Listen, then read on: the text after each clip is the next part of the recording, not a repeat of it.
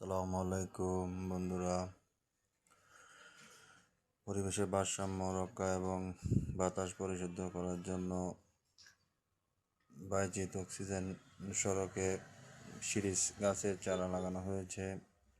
শিরীষ গাছ অনেক বড় হয় এবং ভালো অক্সিজেন সাপ্লাই করে এবং পশু পাখির আশ্রয়স্থল হয়। ইনশাল্লাহ আমরা সকলে গাছের পরিচর্যা করব, গাছের যত্ন নেব। সকলের জন্য শুভকামনা। আসসালামু আলাইকুম।